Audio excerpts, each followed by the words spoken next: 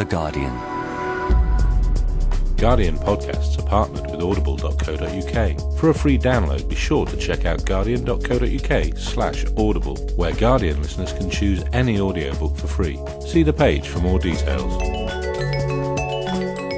The Guardian Books Podcast with Claire Armistead.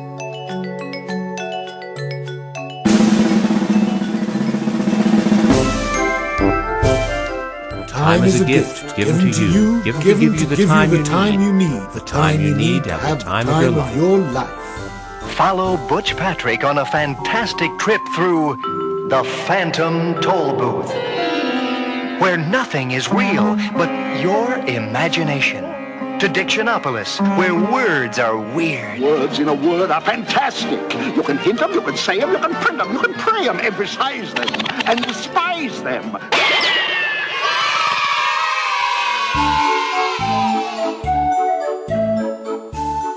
The only thing you can do easily is be wrong, and that's hardly worth the effort. For Milo, who has plenty of time, one genuine turnpike toll booth for use by those who have never traveled to the land beyond. If bored, pull tab.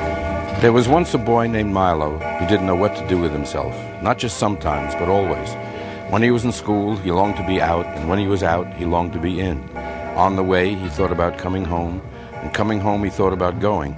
Wherever he was, he wished he was somewhere else, and when he got there, he wondered why he bothered. The most important reason for going from one place to another is to see what's in between, and they took great pleasure in doing just that. Whether or not you find your own way, you're bound to find some way. If you happen to find my way, please return it, as it was lost years ago. I imagine by now it's quite rusty. So where do you think those quotes are from? Alice in Wonderland? Think again, this time in an American accent. I'm going to read you a selection from the Phantom Tollbooth, and it's one that happens throughout the book where ordinary ideas and things that you think you understand are turned around backwards. And this is a section where Milo and his friends are in Digitopolis, the land of numbers, and they've just arrived very hungry. "Perhaps you'd care for something to eat," said the mathematician, offering each of them a heaping bowlful. "Yes, sir," said Milo, who was beside himself with hunger. "Thank you," added Tock. The humbug made no reply, for he was already too busy eating, and in a moment the three of them had finished absolutely everything they'd been given. "Please have another portion," said the mathematician, filling their bowls once more, and as quickly as they'd finished the first one, the second was emptied too. "Don't stop now," he insisted, serving them again and again and again and again. "How very strange," thought Milo as he finished his seventh helping. "Each one I eat makes me a little hungrier than the one before." "Do have some more," suggested the mathematician, and they continued to eat just as fast as he filled the plates. After Milo had eaten 9 portions, Tock 11, and the humbug, without once stopping to look up, 23, the mathematician blew his whistle, and immediately the pot was removed, and all the miners went back to work. "Ugh," gasped the bug, suddenly realizing that he was 23 times hungrier than when he started. "I think I'm starving." "Me too," complained Milo, whose stomach felt as empty as he could remember, "and I ate so much." "Yes, it was delicious, wasn't it?" agreed the pleased dodecahedron, wiping the gravy from several of his mouths. "It's the specialty of the kingdom, subtraction stew." "I have more of an appetite than when I began," said Tock. "Certainly," replied the mathematician. "What did you expect? The more you eat, the hungrier you get. Everyone knows that." "They do?" said Milo doubtfully. "Then how do you ever get enough?" "Enough," he said impatiently. "Here in Digitopolis we have our meals when we're full, and we eat until we're hungry. That way, when you don't have anything at all, you have more than enough. It's a very economical system. You must have been quite stuffed to have eaten so much."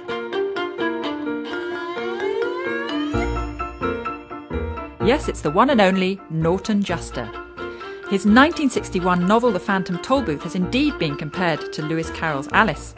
Though he published this best known of his works more than half a century ago, he's still on the road talking about it to children whose grandparents were its first readers. Michel Pauly caught up with him on a recent UK visit. Listening to your reading there, the book still sounds incredibly fresh, and it's hard to believe that it's now over 50 years old. It's got a timeless quality to it. I think it's very simple that a lot of things change in the world, but children don't change much because they confront, as young children, the same questions, the same things they don't understand, the same things that terrify them or make them feel like they don't understand anything. And those questions, the vocabulary may change, the costumes may change, the hardware changes, but children remain very much the same.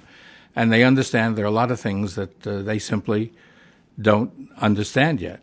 And they understand something that I discovered quite early that terrified me, was that they don't understand grown-ups, and grown-ups don't understand them.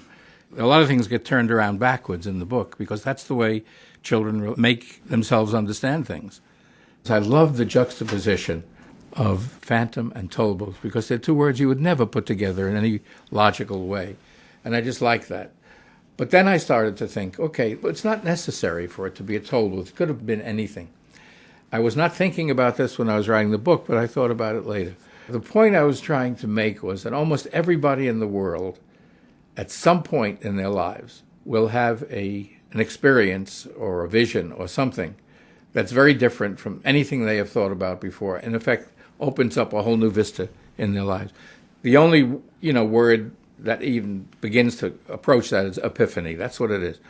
Now, a lot of the times these happen and people don't pay attention to them, or they forget them, or they don't realize it's that important for them or what.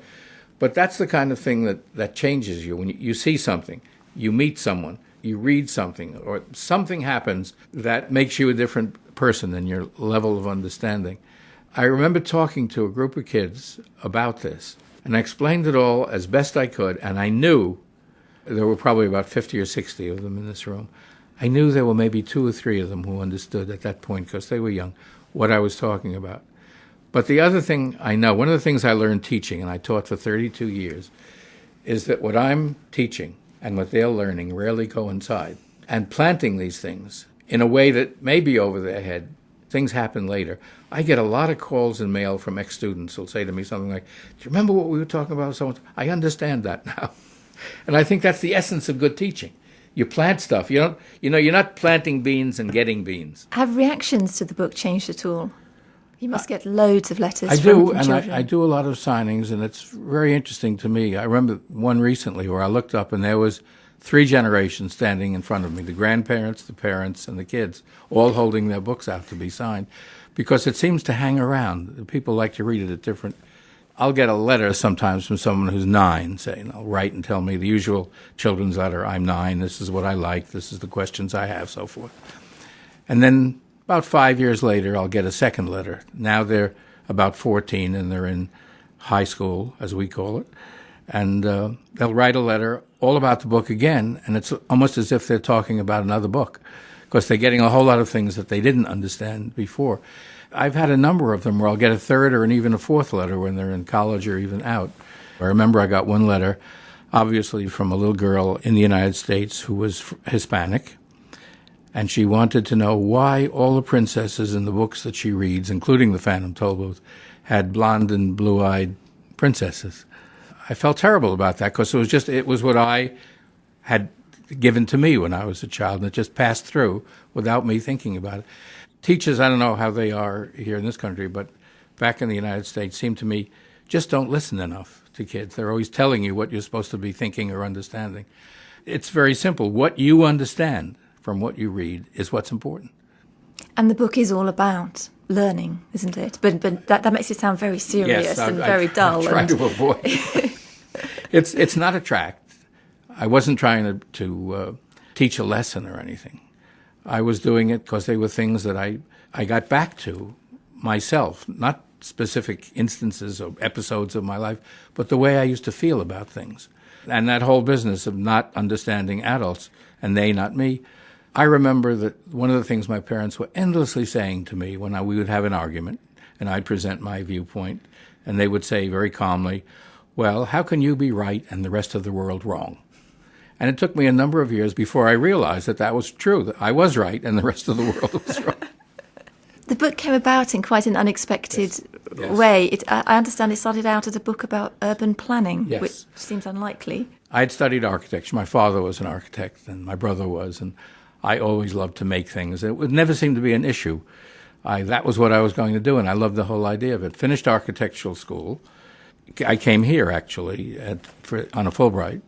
From there, I went into service in the Navy, then back to New York, and I took a job in an architectural office. And frankly, so much had happened in my life, I really wasn't ready to do much of anything, and I decided, it might be fun to do a book on cities for children. And I started on this, and within a few weeks, I realized this is really not what I want to do at this time. And so I took a vacation and said, I've got to get away and think about something else for a while till I decide what I can do. And I visited some friends who had a beach house and took long walks in the sand and had a little notebook with me, and I started to scribble down what I thought was a story, a very short little story about me as a child who didn't like school, wasn't particularly interested in learning, at least learning the way I got it at school. And it just began to grow. And the relationship with Jules Pfeiffer? We met quite accidentally. The last stationing I had was at the Brooklyn Navy Yard in New York, and I found a basement room in some terrible little house in Brooklyn Heights, but it was lovely, because it was mine. And quite accidentally, Jules lived on the second floor, and we met, and we both hit it off very well, and that's how it started. And then we took a bigger apartment, a kind of duplex apartment, at the other end of the Brooklyn Heights, which was not very fixed up yet, and moved in together with a third friend of ours. And I was working on the book, and I pace when I work, and he was living on the floor below, and he would come up because I was driving him crazy, and then he took some of the pages away, and he began doing these wonderful pictures, and just everything, it was accidental, and everything happened because we didn't know how to do it. I had never written a book. He had never illustrated a children's book. And I think everything good that happened was because of that. And yet after the success of the book, you weren't tempted to become a full-time writer or children's book writer. You carried on as an architect. Well, for a long time, I was running a parallel course, really. I had an architectural office. I was also teaching, and I had the writing. And there were times when, if things happened all at once, it was very difficult to deal with. But it worked out fine. And now that I've retired from the architecture and the teaching, and now I finish my breakfast, walk up a flight of stairs, and I'm in my office. But you said that architecture shapes how you see the world. Oh, no question. And how does that fit in with your writing? When I write, I have to visualize things, and that's part of the architectural training. And the other thing in the architectural training, what it does for you is make you see things from different points of view. In other words, you'll get an idea for a scheme or a design project that you're working on. And almost the first thing you will do, or I do, is say to myself, okay, that's one way. Now, if I look at it exactly opposite, what would it be? And you investigate all these different ways. For kids, too, we tend to overemphasize reading. And it's the pictures. A young child will make his world or her world through pictures and images and through other sensory things, but the pictures and images are very, very important. And I think that's the way they create what I like to think of as an armature for everything they then learn through the words. Do you think there's a problem, though, that kids can be too overloaded with images, for instance, with television and yeah, because games? that's a passive relationship, though, the television. I find that very different. Sometimes when I'm in a classroom, I'll do a little exercise with kids and say, okay, I'll start a story, and then we'll go around the room and you'll all add a piece to it. But what you get back from them now is almost exactly what you can hear on television. All the stories, all the images, everything are from what they see on the television screen and tend to be very scary and sometimes very upsetting. But when you're conjuring pictures yourself, I used to be a habituated radio listener when I was a kid. And there would be stories on, and all the images were ones that I had to manufacture in my own head. And that's very creative. It's very different. I don't know if if you still have this, but you had a very different way of looking at things as a child because of, very hard to say this, synesthesia, which I did not know the name of until I was an adult. I couldn't do arithmetic or mathematical problems or anything without assigning colors to numbers. I could not comprehend numbers without the colors. That's just one aspect of synesthesia, but people do it with sounds, with other kinds of things too, where they'll sort of meld two different ways of looking at something so they can create an understanding. And then that understanding is very much askew from the way most people understand things. So it leads you very naturally into, I don't know how you describe it. You can say it's a creative approach or approach that's just different. And so a lot of other things happen that don't normally happen to you. And it was kind of a blessing in disguise, I think. It seems like in the book you touch on this with the idea that words taste of things. You assign to something a whole series of characteristics that you normally wouldn't think about. And so it's, it's great fun. And I love words. My father was an addicted punster and wordplay person. I would walk in the door and he'd look at me very seriously and say, "Aha, I see you're coming early since lately. Used to be behind before, but now you're first at last." I had no idea what he was talking about. And he would see it, and he'd get up, put his arm around me and say, "You're a good kid, and I'd like to see you get ahead. You need one." But when you come home every single day and someone is there throwing these things at you, as a kid, your first reaction is always, "Ugh," because you don't understand it or what to do with it. But after a while, slowly you do, and when one of these is thrown at you, you say, "I understand that, and I can do that." And so a whole new world opens for you. But words are music. I mean, if I go into a classroom and say, "Okay, how many of you have ever said a word over and over again until it had no meaning? It was just sounds." Virtually every hand in the room will go up because every kid has done that. And so the idea of playing with language through the sounds, even the pace, the music, the rhythm of it, adds great ways to you to express things, in a book. And so I love doing that. And, of course, it's a disease that is easily caught and you never get rid of it. One of the things I always enjoyed doing as a child, and I still do as an adult, is seeing what happens if you use words or phrases literally. And so the book, of course, as jumping to conclusions. Now, for most people, that's a thing you toss off and never think twice about. There's one in the book that I'm especially fond of because it was a thing that my mother always said. When something was obvious or you didn't have to think of it, she would just simply toss off, "Well, that goes without saying." And so when they are going to the royal banquet in Dictionopolis, they all get into a little wagon and someone says, "Shh, it goes without saying." And off they go. And kids love that kind, because they've all heard all these kinds of sayings and things. But here again, the distortion of language just opens up opportunities and extends levels of meaning in a terrific way. Milo enters a world where he sees two opposing forces, words and numbers, Digitopolis and Dictionopolis. Where did that come from? Are you a words man or a numbers man? I have to confess I'm both, which I think is the only logical position you can take. But I remembered years before I started working on the book, I read a book by an English author named C.P. Snow, called The Two Cultures, I think it was called. I don't know whether you can classify it as words and numbers then, but the humanities and the arts and the sciences, which always seem to be at each other's throats. And I thought that would be a wonderful thing, again, of putting him in a position where he has to face this issue on his terms. And so I began, writing things about that. And it goes right through the book until the very end, where when he and Princesses Rhyme and Reason are rescued, and everybody disperses to go back to where they are, King Azaz, the Unabridged, and the mathematician walk off together, and almost under their breath as they're walking off, they start the argument again. Numbers are more important, words are more important. And so you know that conflict is going to be there always. Now, the hardest thing is to use things like that and not try to teach something, but try to use that so people will begin to make conclusions on their own. And that's, I think, one of the things that children's books do, and adult books don't do enough.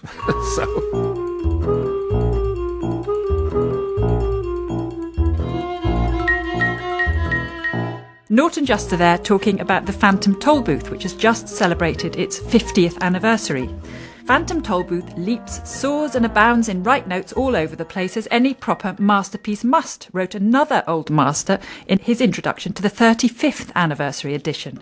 He was none other than Maurice Sendak, whose death last week had wild things the world over gnashing their terrible teeth and roaring their terrible roars.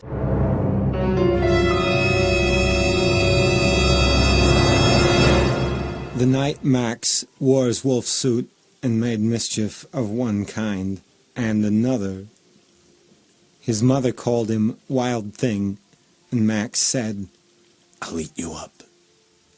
So he was sent to bed without eating anything. And then there's a picture of Max with a hammer nailing a cloth into the wall, and there's a bear strung up, I assume murdered, maybe a suicide. Anyway, he chases a dog with a fork. I don't think he's really going to eat him, but kids are jerks, you know. And the bedside table is a bush now, and grew until his ceiling hung with vines, and the walls became the world all around.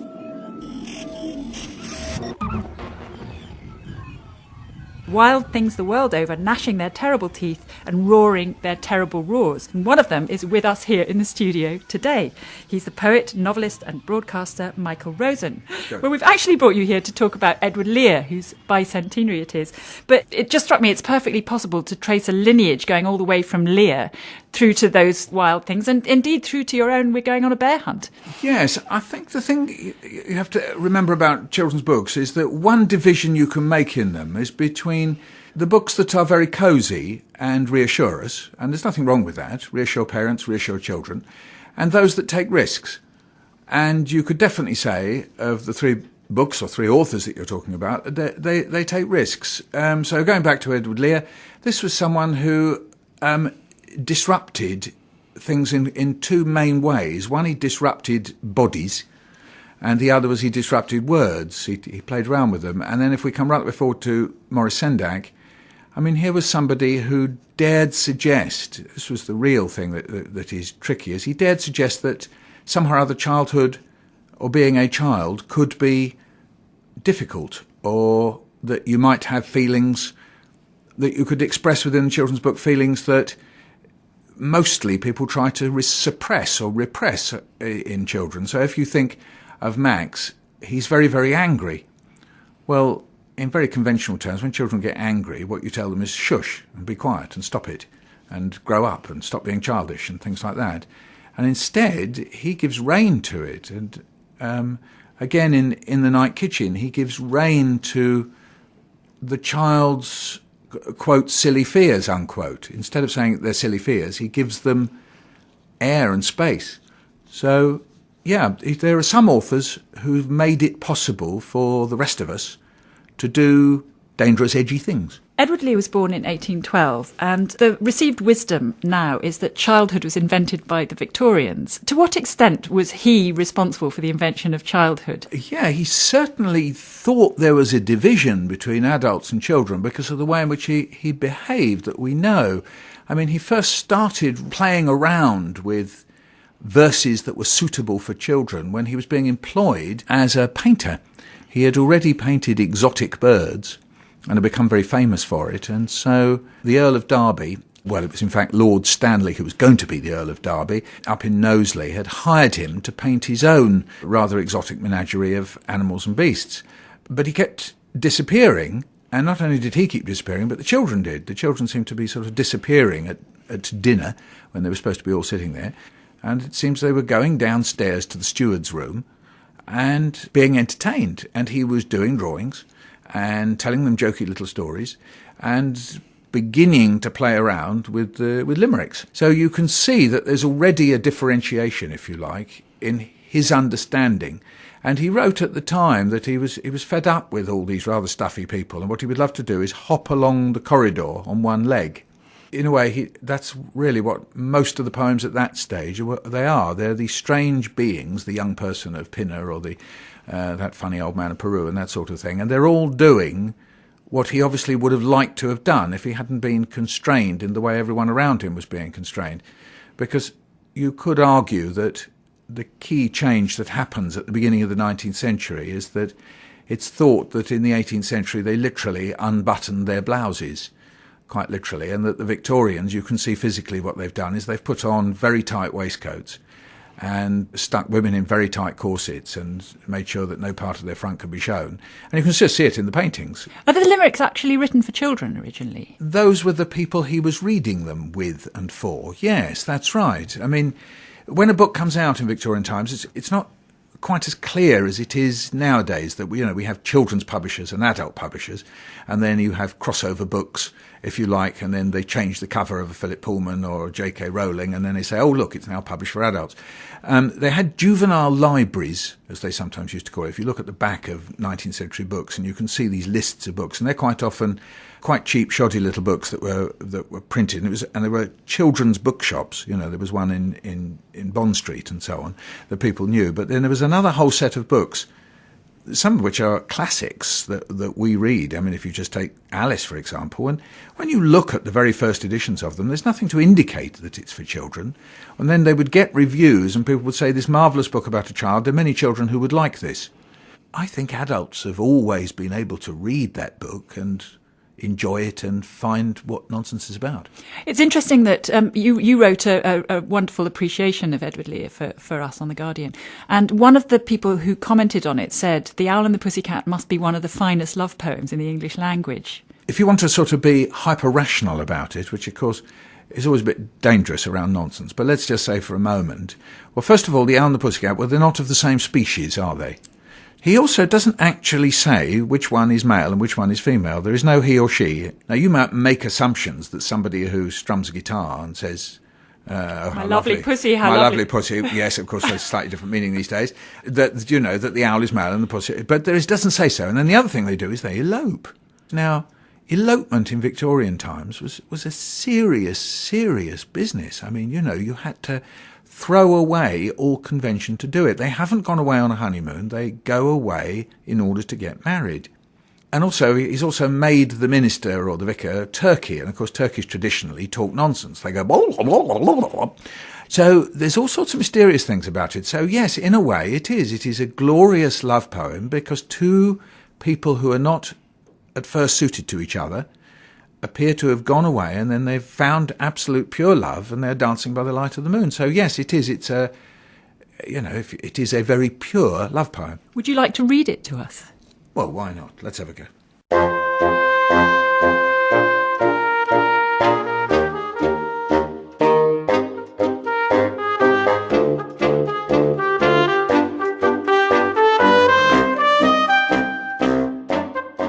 The owl and the pussycat went to sea in a beautiful pea-green boat. They took some honey and plenty of money wrapped up in a £5 note. The owl looked up to the stars above and sang to a small guitar, "Oh, lovely pussy, oh, pussy, my love, what a beautiful pussy you are, you are, you are, what a beautiful pussy you are." Pussy said to the owl, "You elegant fowl, how charmingly sweet you sing. Oh, let us be married, too long we have tarried. But what shall we do for a ring?" They sailed away for a year and a day to the land where the bong tree grows. And there in a wood a piggy-wig stood, with a ring at the end of his nose, his nose, his nose, with a ring at the end of his nose. "Dear pig, are you willing to sell for 1 shilling your ring?" Said the piggy, "I will." So they took it away and were married next day by the turkey who lives on the hill. They dined on mince and slices of quince, which they ate with a runcible spoon. And hand in hand, on the edge of the sand, they danced by the light of the moon, the moon, the moon. They danced by the light of the moon.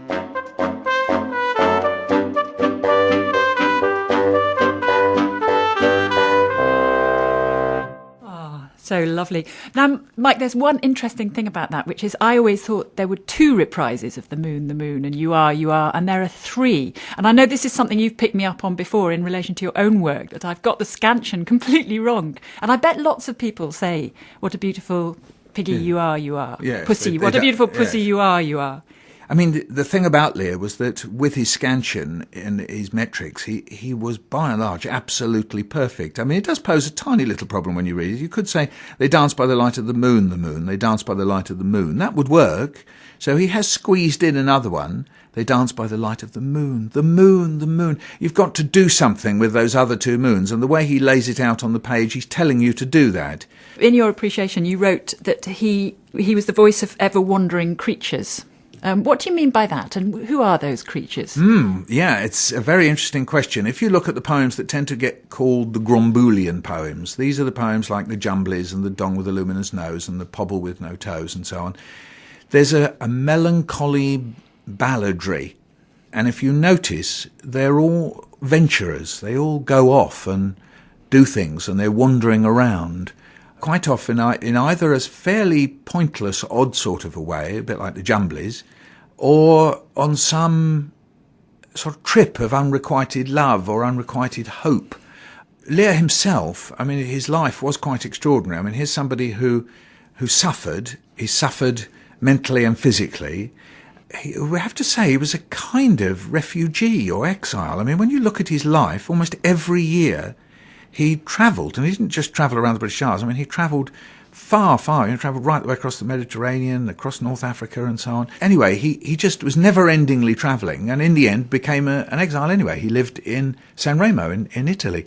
So, in a way, another way to see him is as somebody on the move. Now, psychologists these days call this in flight.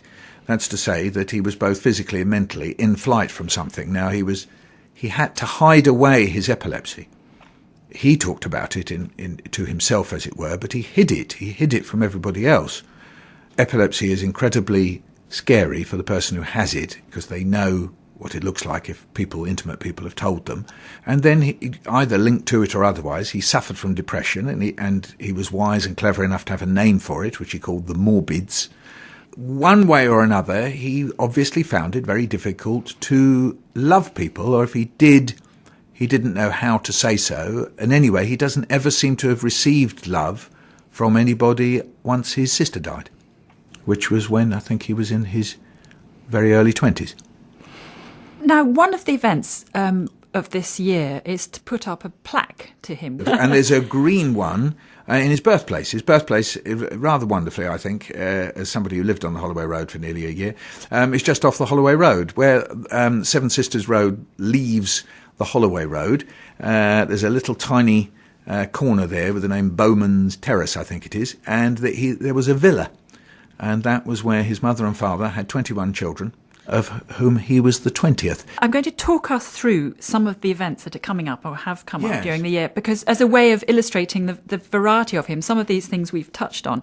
So you've mentioned that he was born in Islington, and there is a celebration with you, in fact, in Islington of him. Yes, that's right. I mean, Islington is a very strange and mysterious place, very diverse and so on. And so, yes, on the 29th of May, at a place called Platform, and I think children are involved in that. And there is also in Corfu opening this month, there's an exhibition of his watercolours, drawings and engravings of his ornithological drawings, which we've touched on a little bit. How important? Touched on the ornithological ones, and he was, I think, when you look at his paintings of exotic birds and animals, you can see, without an expert telling you, that these are quite extraordinary. They are beyond photograph. They are kind of hyper-real. There's a sort of glowing quality about them, and they stare out of the page at you, and a part of you can't help think that this is almost Edward Lear staring at you as these great parrots and lemurs and so on, with their eyes very slightly exaggerated and glaring, and you have a funny feeling that it's kind of Edward Lear tucked inside these exotic creatures. But I understand that the experts regard him as perhaps the world's second greatest painter of exotic birds, the first being Audubon. But his watercolours are absolutely magnificent. I really love them. And they're landscape. They're riverscapes, more often than not. He loved water. And so, for example, if you go to the National Maritime Museum, You can get a beautiful little edition of the ones that they hold there. Yes. But now, just moving on, in Lincoln, running now, there's an exhibition about his illustrations of Tennyson's poetry, which we haven't touched on at all. No, that's right. Well, you see, what he wanted to be was to be a famous artist. That's what he most wanted to be.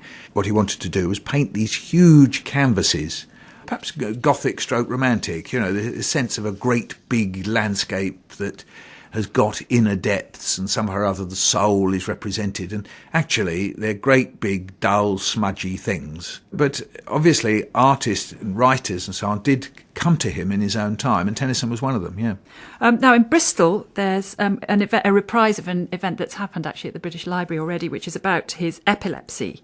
And it's happening at the Bridge Foundation for Psychotherapy in the Arts. Yes. Is he one of these artists who gets held up as a case study, psychological case study? Because people are very interested in our perceptions of illness. Because if you said, look at his verse, it's written by an epileptic, you could say that these poems are often about people who've lost control of their bodies. Their bodies, things are happening. They're getting rolled up, that elastic old man of Pinner, or that unfortunate man of Peru or whatever. And because they've been steamrolled or broken apart in some way or another. So you could say that's a refracted form of an attitude to epilepsy. Lear is just one of several people who are celebrating bicentenaries. We've just had Browning. We've, of course, had Dickens. Everybody's been on and on about Dickens. How important is he? How highly does he rank in this pantheon? In a way, you've got to put that question into the context of how we view children's literature. The problem is that in all canons and pantheons in this country, children's literature, it doesn't even really get on to the first rung of the ladder. I know this because I try to teach children's literature at a university level and find it incredibly difficult to get anybody to take it seriously. Children's literature is so ringed with yes buts. And, well, of course, it is restrained or restricted and constrained by the fact that they can't say this and they can't say that, and it is an inherently conservative form because you can't suggest that somehow or other human beings are going into permanent decline, or you can't suggest that the world can fall apart or anything like that, and so we can't possibly take it seriously. So the problem with poor old Lear is that he's cast in the role as being a children's poet, and that's it. He's doomed, isn't he? We've got a hierarchy about what we think of as great. We don't say, what matters to me? And also it's an attitude to childhood because, put away, leave behind you those childish things. The whole idea about adulthood is that we've matured, we've become better than we were when we were children. That's one hat. And then on the other hand, you find people are spending globally millions of pounds going to go and see people to discover or try and reenact their childhood in order to find out why they're screwed up. I mean, that said, I think the tributes that people have made to Maurice Sendak in particular, to bring it back to Maurice, are very moving and very kind and very gracious. And I think that's good. I think in some way or another people could see that Sendak was someone with serious intent. I think with Lear there's a bit of a problem that they can't find the serious intent. It just looks like endless frippery. I don't think it is. I think if you disrupt the world in the ways he was, that's a very serious and important thing to do. I think Sendak's got on his side, if you like, the Freudians. He's got helping him the fact that what you're looking at in a Sendak book are the reenactments of Freudian analysis, but done in such a beautiful and symbolic and accessible way that we don't go, oh, look, there's the ego struggling with the id. We don't say that. We just go, there's a little boy taming the wild things. Do you see what I mean? So that's fine, but there's a sense of seriousness about it that we can decode. I think the problem with Lear is that he's doomed by the fact that he is, if you like, more playful.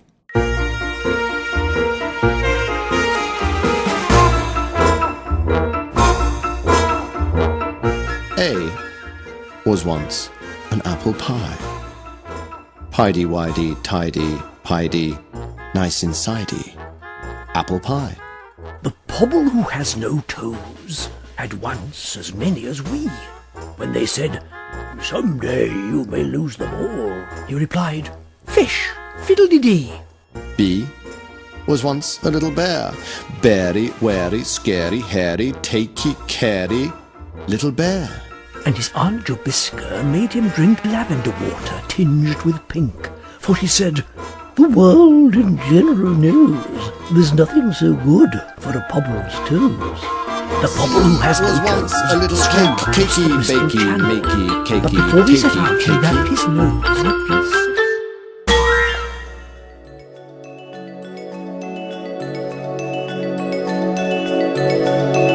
Don't forget to start your free 14-day trial of audible.co.uk and to download your free audiobook. Head to guardian.co.uk/audible. For more great downloads, go to guardian.co.uk/audio.